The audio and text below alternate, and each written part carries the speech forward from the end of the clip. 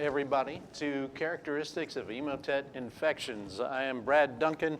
I'm a threat intelligence analyst with Palo Alto Network's Unit 42 team. I also volunteer for the Internet Storm Center, do some diaries there, InfoSec blogs, for lack of a better term.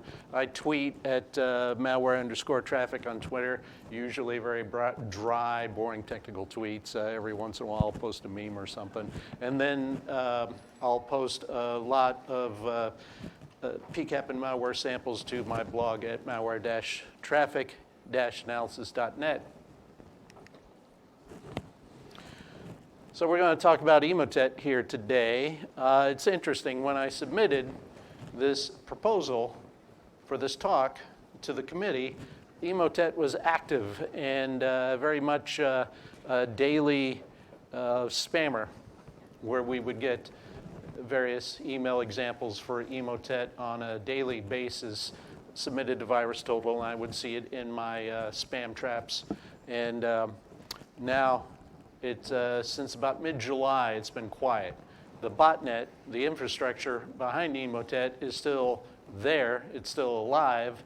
It's still occasionally doing things, but it's not spamming. So this Emotet is what I would call dormant right now.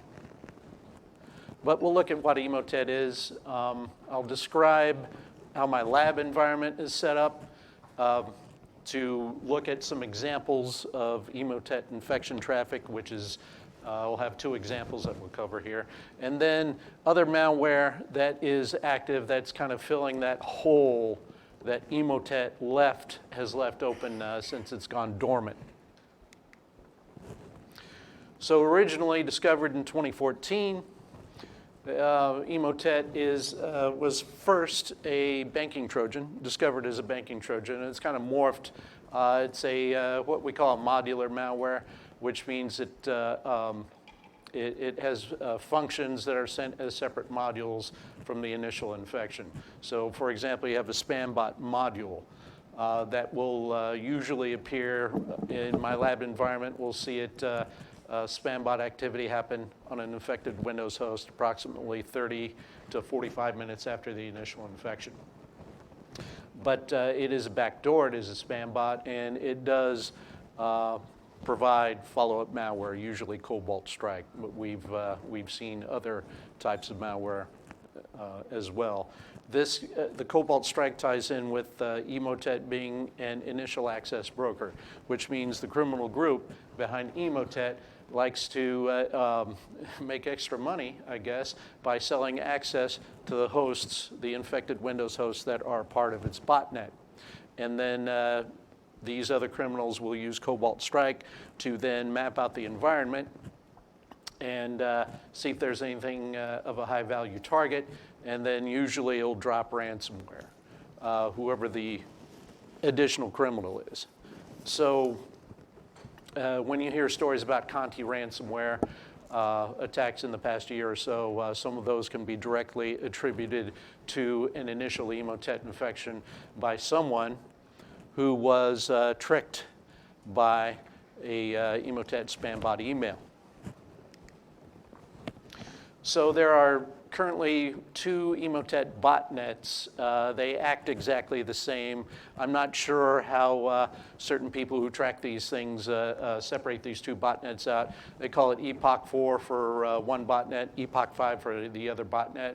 The reason they call it 4 and 5 is because before the 2021 takedown of Emotet, where it was gone for about 11 months, came back in November of last year.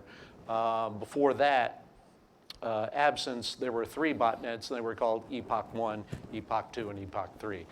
Just nicknames by security researchers for the infrastructure behind Emotet. In recent years, as I've said, Emotet infections have been publicly documented as leading to ransomware. Now here is the chain of events for a typical Emotet infection for the last few months, last 2 or 3 months. It was consistently something like this before it went quiet in mid-July 2022. So you would have a thread hijacked email, and sometimes these emails wouldn't be thread hijacked, but they're always impersonating somebody, some stolen email address that was taken from a previously Emotet infected host. Because part of what Emotet does when it infects a Windows host is if you have a email client like Outlook or Thunderbird and you've got a bunch of emails in there, it will take that information, it will send it up to the botnet, and then the Emotet botnet, that infrastructure will regurgitate that information and use it for thread hijacked emails impersonating legitimate sender and including those email chains.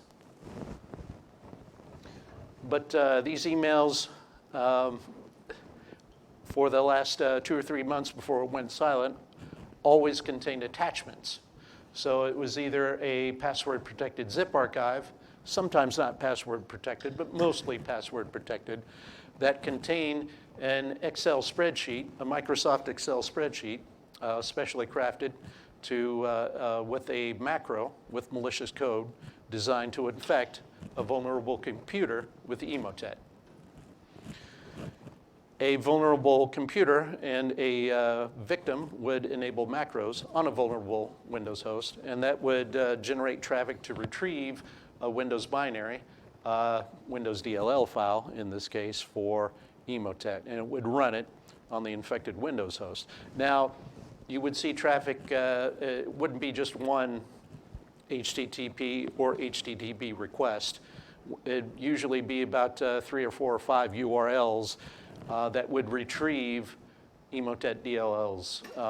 And this would be a redundancy because these URLs will change frequently because they're easily detectable as hosting malware, and they'll get taken offline. So therefore, you have usually 4 or 5 different URLs that are all triggered to retrieve an Emotet DLL, and hopefully one of them will still be active. And then once the Emotet DLL is run, that's when we start seeing the command control traffic to servers on the Emotet botnet. And then from there, you see the follow-up activity like spam bot activity or Cobalt Strike from what I've seen in my lab. And then possibly, in a worst case scenario, something like ransomware. So here's an example of an email that has a password-protected zip archive as an attachment. And this is a thread hijacked email it was stolen on a formerly infected Windows host that I infected with Emotet in my lab environment. I'll populate my mail client with emails back and forth between email accounts that I control. And one of them was in this case, it was a Gmail account that I used named with the nickname Don Bertram. And what we do here, and Martin somebody, I forget was the name of the recipient. I've got everything shaded out here because I'm not going to share my honeypot email addresses with you guys, at least not publicly. So if anybody's curious, you can ask me about it. There is a couple I will share publicly here in this presentation, but those I'll consider burned. We have you can't see it because I haven't scrolled down, but we have the legitimate email chain between these 2 email accounts that I control, that I've set up. And it says, hello, Martin, archive password, 723, have a great day, Don Bertram. And then whatever, great work on this morning's presentation, whatever that email chain was. Now, if you guys got an email like this from someone that you knew, or at least that claimed to be from someone that you knew, this would be relatively easy to detect just because if you look at the from line of this, it says Don Bertram as the name or the nickname, but if you look at the email, that is not Don Bertram's Gmail account email. It is something.it. Is an Italian email provider, an Italian email address. You open that password-protected zip archive And then within that password protected zip archive, there is an Excel spreadsheet. That Excel spreadsheet, for the last 2 or 3 months that Emotet was actively spamming, was sending out Excel spreadsheets that looked exactly like this. I think sometimes the little gray shaded area with the warning would be yellow or to be pink, but it would look exactly the same. And you'll notice that there are 7 spreadsheets tabs in this particular spreadsheet. And if you look at the workbook properties, you'll see a couple of consistent things, like the author, I think, was always, in this case, Dream. And last modified, I don't know, I think they were all RGS SGK. But the thing with this is the sheets in the workbook were all protected. So I can't go in and look at the macro code for this particular spreadsheet without knowing whatever password that was used to protect these particular sheets in this workbook. So the only easy way, quick and easy way for me to figure out what those URLs is to detonate it in a environment or a sandbox. So speaking of lab environments, we'll look at my lab environment that I will use to detonate Emotet malware, to check it in the environment. Now, I will use Active Directory environments. A lot of sandboxes, especially the free ones or relatively cheap ones that are available, even a lot of the enterprise solutions, for example, Palo Alto Networks has a live type of sandbox environment called Wildfire, but that's a single standalone Windows host, right? Or maybe it's running them on 2 different ones, one Windows 10, one maybe Windows 7 or something like that, but it's not an Active Directory environment. I like to use Active Directory environments because that's how you see Cobalt Strike. So a malware like Emotet or CACBot or Iced ID is not going to send Cobalt Strike to sell that access to that host to an initial access broker, because a standalone Windows host is generally not part of a high-value target. Right? You want an Active Directory environment with hundreds of clients and various interesting servers that could be either exploited or target for ransomware.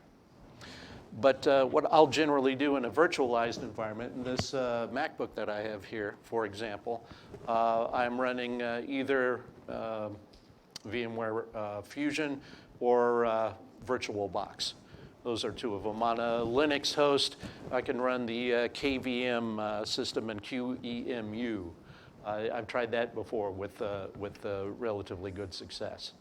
And then those are generally it. I do have a physical environment that I'll use for certain families of malware that are very resistant to running properly in a virtual environment. So instead of, I'm not as technically proficient as some people who can alter their virtual environments to disguise the fact that they're virtual. Right? So it's easier for me just to, pick up a couple of laptops on eBay and an old Cisco switch and, just set up an environment in my home lab. And this is how I do it here. Plus the benefit of having a physical setup like this is that you can add as many Windows clients as you have ports in your switch. And then I could usually just do a span port on a Cisco switch to any one of those clients. If I'm detonating Emotet on there, I can just span that port into another port where I'm monitoring it on a computer that I'm using TCP dump or Wireshark to record the PCAP. Now, I like to have fun with my virtual environments. It's not all just monotonous, although there is monotony, and routine, although it is routine stuff that I do every day. I like to have a little fun. So, for example, for a while there, a short while, I was using an environment that was Batman and Robin, right?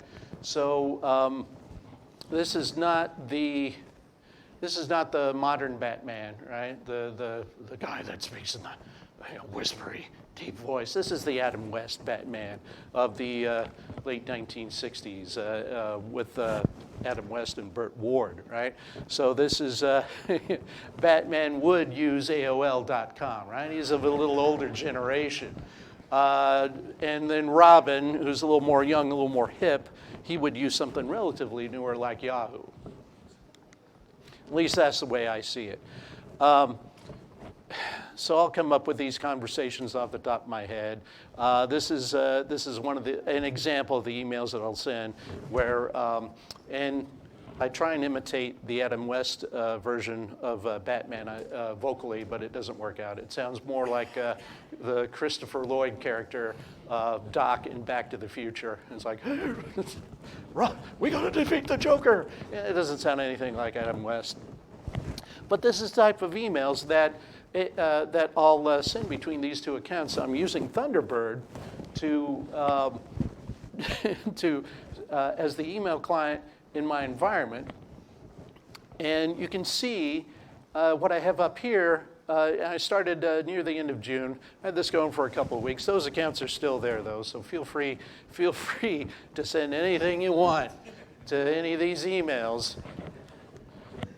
I doubt I'll be using them much after today. But you can see some of these emails have attachments, and they're all reply-based emails. These are thread hijacked emails. I shouldn't say thread hijacked emails. Sometimes they're not exactly thread hijacked, like this one. So yeah, it's please open the attached document. It's got an Excel spreadsheet. And this is Emotet, right? And but there is no email chain on this one. The subject is RE, and then the recipient's email address. And there is no actual legitimate email chain that has gone back and forth here. So we'll kind of see that sometimes with Emotet. It will just put your email address to kind of pretend that there was a conversation. Anyway, the attachment, whether it's within a zip archive that's password protected or whether it's directly attached to the email itself, is the same type of Excel spreadsheet that we looked at earlier. Now, this exact email from July 11th with this exact attachment, I ran it earlier this week. Remember how I said there's usually 4 or 5 URLs that are generated by the macro code in that malicious document. Well, we do have HTTPS and HTTP-based URLs. And one of those actually worked. One of the HTTP URLs. Now, what's interesting here is when I ran this just through my home internet to check my internet service provider, it was blocked. So I tethered through my phone, and my phone allowed that internet connection through my phone allowed this Windows DLL to come through. Right? This is a URL that has been hosting malware since as early as July 11th, and it's still active. Right? It took that URL, that macro code from that malicious Microsoft Excel document, and it saves it to under the infected users app data local directory. It creates a new directory of random alphabetic characters, and it saves it, and it runs it, and it remains persistent through a Windows registry update through the most commonly used Windows registry update to keep malware persistent. It's the HKey current user software Microsoft Windows current version run, that particular, under the HKCU registry hive. And red server 32.exe is what is used to run it. So it doesn't have an entry point like you would use if you were using run DLL 32. So with that in mind, let's take a look at our first example. Now, the Wireshark displays that I'm showing here, and there are some of you that I see that have participated in the workshop that I ran earlier this week. It is my customized Wireshark column display. All right? And you can find out how to set that up in the same way that I use it by looking at the Wireshark workshop videos that I have posted through my employer, Palo Alto Networks. If you Google Wireshark Workshop Duncan, you should find that link to all that has a Palo Alto Networks page. That has all my blog posts and articles through the company that I've used to do that. Now, this first infection example is from the 7th of June.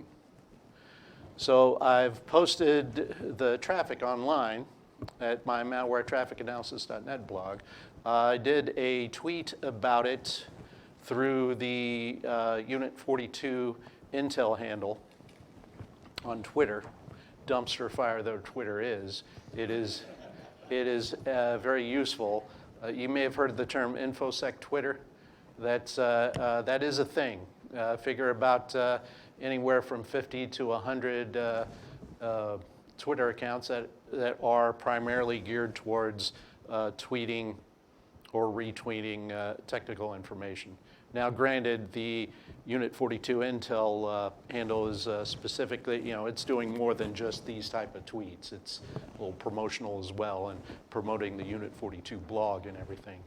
But my particular, I'll retweet this through my Twitter handle as well, the @malware_traffic. But there's a lot of people on Twitter, like I said, about 50 to 100 that consistently tweet technical details. But this particular PCAP that is available on my blog site is an Active Directory environment. And I'm using cryptopunch.data as a domain that is not registered, by the way. I'll go through a domain registrar just to check to make sure that whatever domains I'm setting up for my Active Directory environments are not already registered, because I have posted information before on stuff that I didn't realize was registered by somebody and have gotten emails saying, hey, you posting this information that implies that our network is compromised.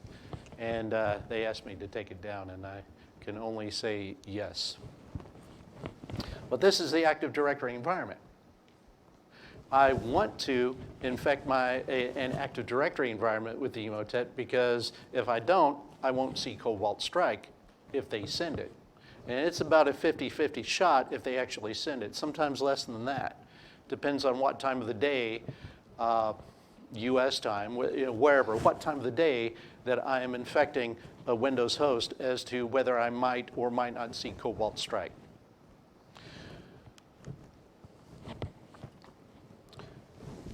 So I have this in Wireshark, this particular PCAP, from the 7th of June, 2022.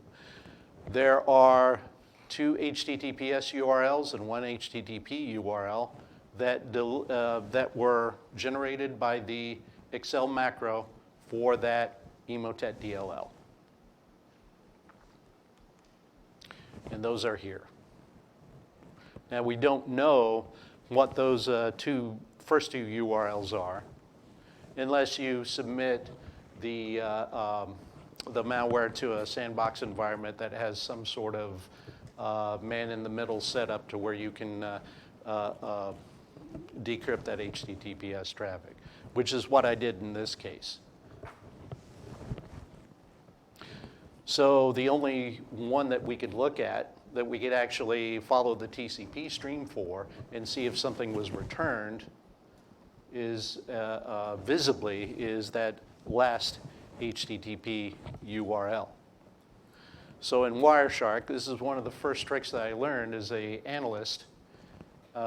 using Wireshark when I was first starting out was you follow the TCP stream. So you left click on that particular frame in your column display, and you follow the TCP stream. Bring up a menu and follow the TCP stream. In this case, this particular URL did not return anything. So the Emotet DLL or DLLs would have been through the HTTPS traffic. That's not going to be available in the PCAP. If you go to that blog entry on my site, I retrieved the two DLLs that were actually retrieved over HTTPS from the infected Windows host itself. If we go back to our PCAP and use the basic web filter, you'll see that there is HTTPS activity to various IP addresses over TCP port 8080 and TCP port 443. And that's just a list of everything right there. All right, you'll notice that there are a lot of IP addresses over those two various ports. It's not limited to port 443 or 8080. Those are just the most common ones. Sometimes I'll see it over HTTPS traffic over TCP port 7080. Now, one of the things that you can trigger an alert for on the network traffic is the certificate data from the certificates that are used to establish that TLS connection. This is TLS version 1.2. So there is a certificate that is sent that we can actually see the data for. If this were TLS version 1.3, we could not do this. So I would filter on TLS.handshake.type equals 11. And in this case, I'm just going anything with that particular data, which I filter for that to look at the certificate data for any HTTPS traffic over TCP port 8080. I go to the frame details, and I'll expand my way down to look at the certificate data. So I'm going through transport layer security, handshake protocol certificate, going all the way down until I see the certificate issuer data, and there's a bunch of RDS sequence items. And these RDS sequence items illustrate, they have the values of the issuer data for this particular certificate. And this is a self-signed certificate. So when you set up an HTTPS server or a web server that does HTTPS, you need to have a certificate, public and a private, in order to establish that TLS connection. So this is the public certificate. And you can actually, you could have, when this was still active, you could have gone back in June, on June 7th, you could have plugged that IP address and port into your web browser, and it would go to the site. Now, any web browser, any normal web browser is going to look at that and say, hey, this is a big security risk because this is a self-signed certificate. It is not a recognized certificate authority. So Chrome, Mozilla, Firefox, I'm sorry, Chrome, Firefox, Microsoft Edge, Safari, they're not going to show it immediately, but they'll let you accept the risk and continue. Now, what we can do on this particular page that shows up, we can click on that View Certificate link, and we would find out that everything that we saw in Wireshark that we could find out in Wireshark, we would find here. And you could use something like OpenSSH to generate these types of certificates, which is what I assume that the criminals do when they set these up, because it's completely free. Now, this traffic doesn't use a web browser to establish that connection for that HTTPS data to go back and forth, right? It's the malware itself that's doing that. So it's not using a web browser, so there is absolutely no problem whatsoever for malware to establish a command control channel over HTTPS traffic for a server that's using a self-signed certificate. And we see that commonly. We commonly see that. And there, I believe the emerging threats open rule set has at least an informational signature that triggers on certificate issuer data that comes over prior to that TLS connection being established, where it's triggering on stuff like example.com or global security as an organization. For this particular PCAP, this particular example, we've seen Emotet, but the more interesting thing with an Emotet infection is, do we see Cobalt Strike with Emotet or any other malware? Because Cobalt Strike is that precursor to other activity. This is an initial access broker providing access to that infected Windows host to another criminal group. So we see this because Emotet always uses IP addresses for its command control traffic without domains, without any associated domains. If you start seeing a bunch of HTTPS entries as you're looking through Wireshark using this particular basic web filter, and you see multiple HTTPS entries, multiple entries per minute, it's probably Cobalt Strike. And what we have here is, I forget how many minutes this is after the initial infection, but we see HTTPS traffic to lentgen.com. Now, I already can look at this and know that, yeah, this is Cobalt Strike traffic, but, and the certificate is a Let's Encrypt certificate for this particular web server. But it isn't just I who have used the Unit 42 Intel handle through Twitter to tweet that. There have been other accounts that have also discovered this as a Cobalt Strike domain.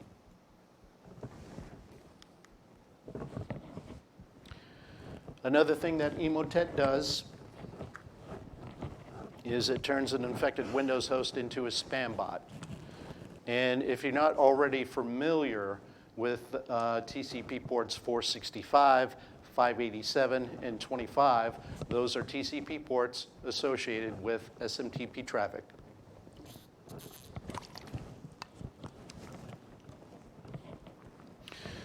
When I use my basic web filter and I start seeing entries that show TCP port 465 and 587 and 25, then I know, okay, I've got some spam bot activity here, especially if I'm not seeing any actual domains that are coming up here.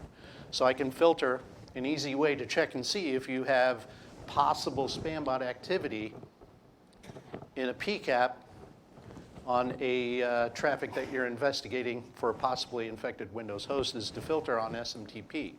And we'll notice here that basically you'll see the SMTP commands that establish the TLS tunnel, and then everything after that is encrypted. So, and you'll see more than one. In this case, I see 3 separate public IP addresses to those SMTP-based TCP ports, using those TCP ports associated with SMTP. Now, a Windows client, on a normal basis, even if it's set up to get SMTP traffic from a single mail server for its mail client, it's not going to go to different IP addresses for SMTP traffic. You're not going to see 3, 4, or 5, or normally with Emotet, you're seeing dozens of different IP addresses and dozens of DNS queries to various mail server domains every minute or two. And that's not normal. That's spam bot activity. Now, with spam bot activity, regardless of the malware, if there is any unencrypted SMTP traffic and there's an email that's sent over, you can do a quick check by filtering on smtp.data.fragment. In this example, we do not see that. So everything that was sent over SMTP for this particular example was all encrypted. And quite literally, I think if I would have waited long enough, I would have found some unencrypted SMTP traffic. But we're talking hundreds of megabytes or gigabytes of data, depending on how long you have to wait. It generates a lot of traffic. Emotet spam bot activity generates a lot of traffic. So for this particular example, this first example of Emotet, we see HTTPS traffic for the Emotet DLL, one unsuccessful HTTPS request. We see command control traffic for Emotet over HTTPS using that self-signed certificate, and it's always that specific self-signed certificate issuer, right? Example.com, IT department, all that stuff, right? It's that particular set of values for the certificate issuer is not unique to Emotet, but Emotet always uses that particular set of values. And then we saw HTTPS Cobalt Strike traffic, and you'll notice that that doesn't stay up very long before it stops in my particular environment, because I'm generally just using one domain controller and one client, right? So it's not going to take somebody very long to quickly map out that environment and say, oh, you know, good Lord, this is nothing worth my time, and then just quit. And then we see encrypted SMTP traffic for spam bot activity.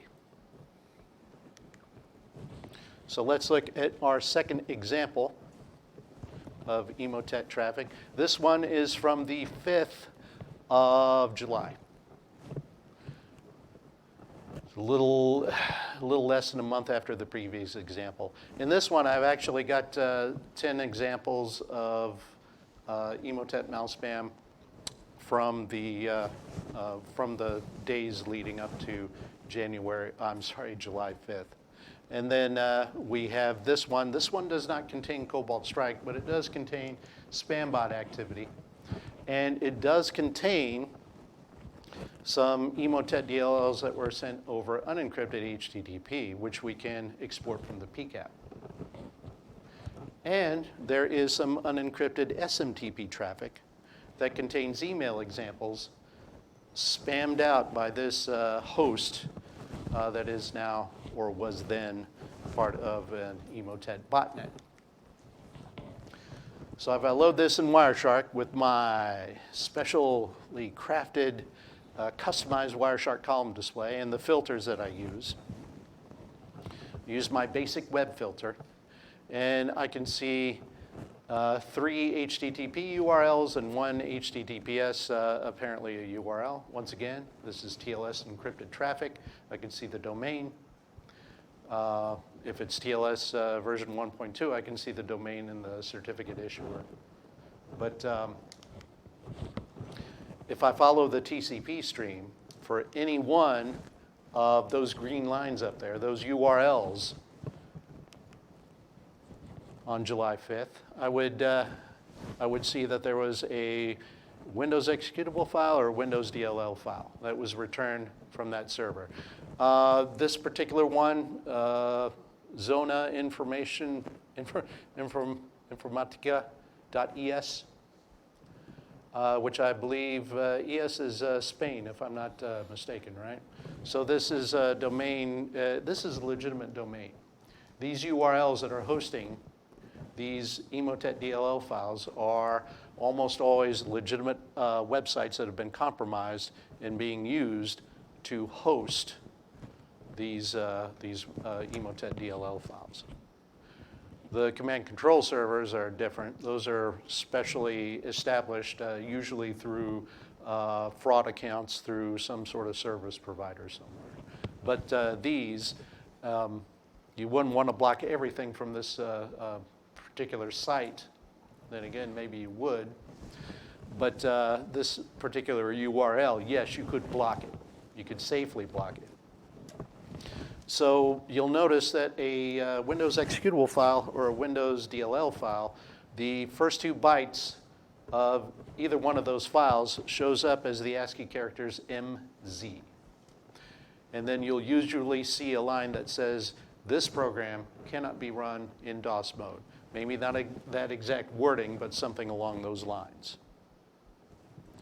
And then you may see some text strings that indicate some of the packed executable headers for this particular packed executable, or PEDLL. Now, again, we can export these objects that were sent over unencrypted HTTP traffic by using the export objects function in Wireshark. All right, so I could go to my file menu, my export objects menu, and then select HTTP objects. And you'll notice when you do that with this particular PCAP that all three of those unencrypted HTTP URLs returned a 525 kilobyte file. And what I can do with these is when I save these, I can do in a Linux environment, for example, I could do a file command to check to confirm that these are executable or DLL files. In this case, it's a 64-bit Windows DLL file. I'll find that by using the file command. I'll do a SHA-SUM command to get that SHA-256 hash. And then I'll check that file hash and virus total. Or better yet, I'll just do a Google search to see if that particular file has been submitted to any of the publicly available online sandboxes. And then check and see if the information that they have matches the indicators that I'm seeing in this PCAP. Does anyone know why that I wouldn't just submit this Windows executable file or this Windows DLL file to VirusTotal directly?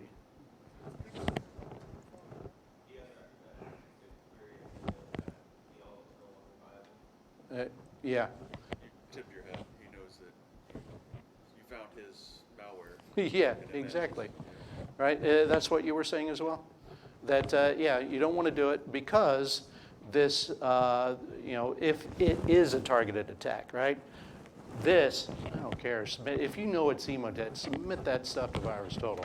Because these things generally have a different file hash anyway. Each time you retrieve that DLL from that URL, there's some sort of hash busting or something going on there where it's generating a slightly different file every time. But you're exactly right, and that's another one of the things that we're taught early on when you're doing some near real-time analysis and investigations of suspicious activity. Is don't submit the file sample to VirusTotal or anything else online. Check that SHA-256 hash first. Sir, if you'd like to come up, you can pick out one of these three items here. Thank you.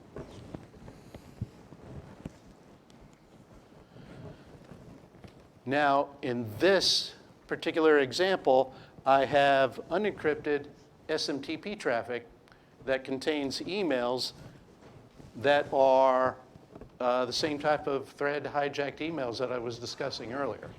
Right? I can filter on smtp.data.fragment. And we can see that there are, 9, 10 examples here? 8 examples, 9? I can follow the TCP stream for any one of those. And I can see some of the SMTP traffic that led to this. Right? I can see that it is a Japanese mail server that this is being used. So what's happening here is that infected host that's acting as a spam bot, it's not sending it directly from itself. It's using this Japanese email account that's been compromised to relay the message to that address, that email address that ends in .gov.cl.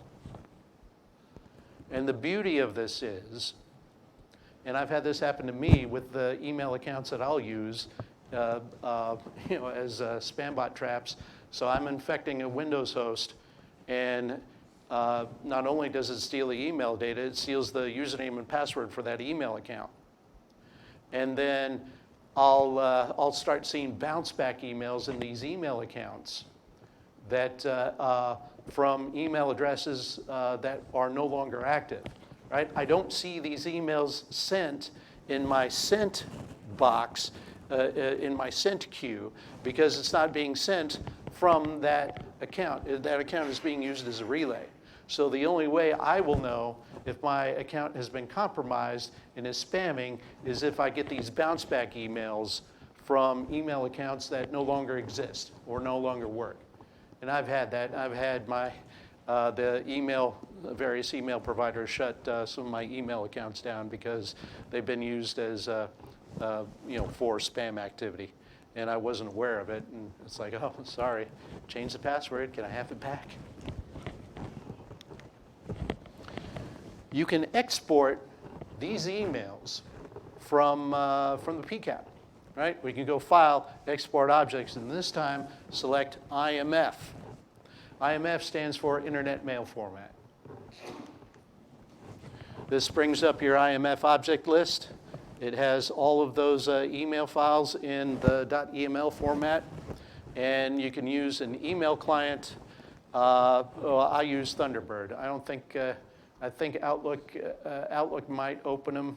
I don't know if the Windows-based Outlook will. I know the Mac-based Outlook will, but I'm not sure about the Windows. Windows-based Outlook is kind of screwy.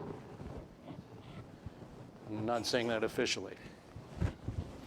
But anyway, this is the type of thing that we for that Batman email that was spoofed that I showed earlier. This is the part that wasn't being shown. Right? So this is obviously, it's going to a .cl email address. I'm not certain, does anybody know what country that is? Chile. Chile? Okay, so we're looking at, I believe, Spanish here, right? And this is not a thread hijacked email, but this is pretending to be an email that was formally sent to that recipient from a whoever Patricia Sochit is. But that was that name was taken from a address book stolen from a previously infected Emotet host. So other malware that we see now that Emotet is quiet, once again, ever since mid-July, quite literally July 15th was the last evidence that I have of email that was sent from Epoch 4 or Epoch 5, either one of those botnets. So the infrastructure, that botnet infrastructure is still alive, and still occasionally, you get a heartbeat or something, metaphorically speaking, from it. But it's not really doing anything. The other malware that has also been active while Emotet was active, but seems to be even more active now, is Bumblebee, Iced ID, and CACBot. Those three malware families, yes, sir. Do you have any details on how Emotet was shut down? How it was shut down? I don't know how it was shut down, and I wouldn't even say it was shut down. It just stopped, right? It just kind of decided to go to sleep. And we would see that occasionally, right? Sometimes you'd see a week or two of a break where there would be no spamming. And like we're still seeing now, the botnet infrastructure would still be there. Those servers would still be online. But the current theory amongst some people, as we, fellow security researchers, as we kind of chatted, is possibly the whole Ukraine conflict might be a reason that this is, Emotet has been attributed to some Russia-based threat actor. Was that the one that was targeted banking software that was a Ukrainian company? I don't know. I don't know. I mean, it's at this point, Emotet is an information stealer. So, but it's not specifically banking malware at this point in time. So I think nobody knows the exact reason why Emotet has now gone dormant.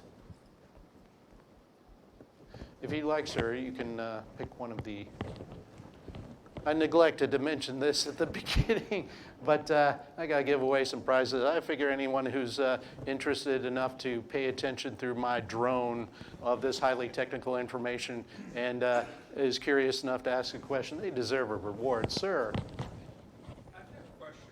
So I follow your website. I use all your stuff to trade. Yes, sir. I'm just curious. I know you use a lot of Wireshark for almost all. Do you ever use any other tools that like automatically extract this stuff out? Because I know that Doug referenced your stuff in his videos. Do you ever use Security Hunting or Elastic or Splunk? So the question is, do I ever use other security tools like Security Onion or Elasticsearch or whatever? The short answer is no. The longer answer is occasionally I have used Security Onion. Before I joined Palo Alto Networks, I had gotten access to the Emerging Threats Pro rule set. And I am a big, big fan of Security Onion. So I have used Security Onion. I don't do it so much anymore, but I'll use that in conjunction with the Emerging Threat Open or the Emerging Threat Pro rule set if there's traffic that I don't know what it is, right? And I need to see if there's any network-based signatures on the traffic to help me identify the malware. But realistically, what happens is now I've got access to restricted channels with fellow security researchers where I can just reach out and grab somebody or poke somebody and say, hey, poke. Who pokes people anymore online? But metaphorically, I can just reach out and say, hey, do you or you guys know what this is? And usually somebody much smarter than me will be able to find that out, and then I can share that information. And 9 times out of 10, it's something that's already posted online. But sometimes this stuff can be hard to find. Sir, if you'd like to come up, if you want to get the last prize. And I see, despite that being the last prize, we still have some more questions. Yes, ma'am. So yes, I do follow your website as well. So Thank you. I have a couple of questions. Actually, number one for Emotet.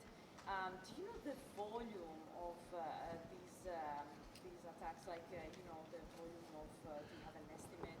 Emails? Estimated emails Yeah. of, you mean just like overall? Yes, the volume of infections and all that. Is there? I don't have an actual amount estimated, but what I can tell you, the volume of Emotet emails that get sent out whenever the spam bot is active, whenever the botnet is active, telling the botnet host to start spamming, all right?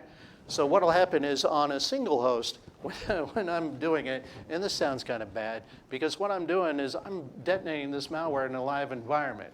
I'm doing something like tethering through my phone or going over a VPN, but these emails are getting sent out. Now, I comfort myself by saying, well, if I'm not doing it, somebody else is doing it, right? But, you know, really, that's just kind of a cop-out. But what happens is I can get an idea of what's happening, you know, live in real time. And what will be happening, remember how I said there was a lot of, you know, hundreds of megabytes, gigabytes of traffic within an hour or two's worth of time. So if you look at the traffic, you're seeing quite literally, you know, dozens of emails sent every second from one single host. Dozens of emails sent almost every second. You know, up to that much. So there's an ebb and flow to it. But so, you know, if I don't shut these off after a certain amount of time, you know, they'll be sending gigabytes of data out as spam bot traffic. Hundreds, thousands of emails just from one single host. Now multiply that by how many hosts may be active at any given time on you know, either one of those botnets. And you've got, you know, you've got conceivably hundreds of thousands of messages that are going out every single day that these botnets are active, spamming out. And that's probably hundreds of thousands, just as a general figure, is probably a conservative estimate, in my personal opinion.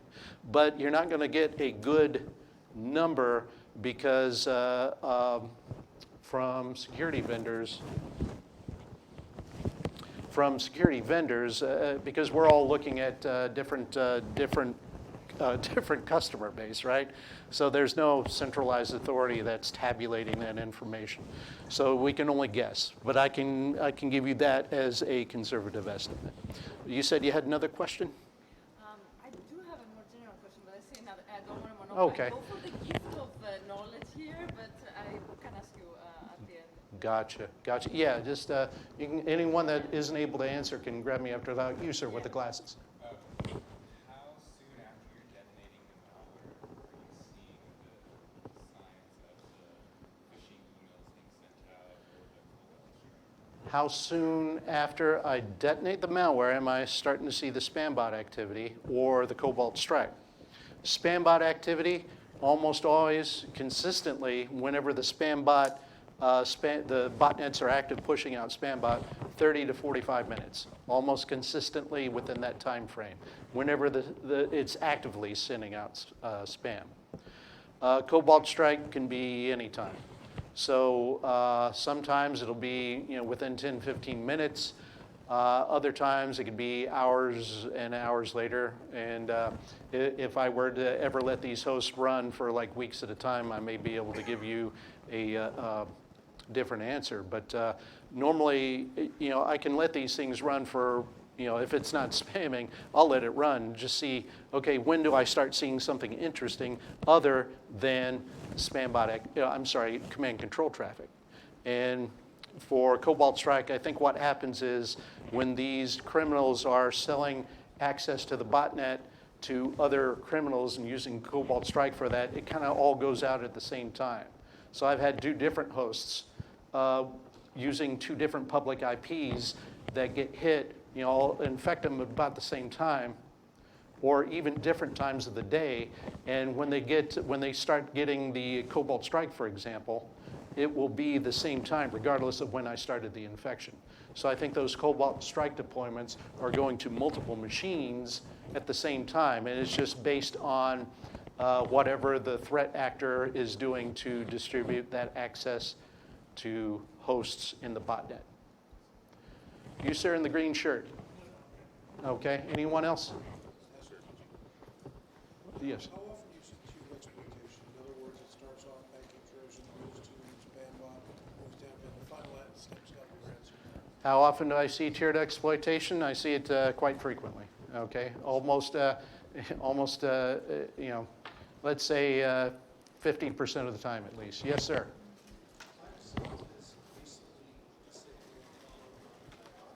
Yes.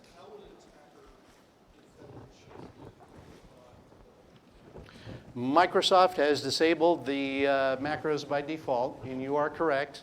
What we're seeing a lot of right now is attachments that are disk images, ISO files, and they will have a window shortcut, and they'll have a hidden file somewhere on the image that is usually a malware DLL. You double-click the window shortcut, the only visible file, it runs the malware, whatever it is, Cacbot, Bumblebee, Iced ID, whatever. But I think that's it. I will take anybody else's question. Thank you guys very much.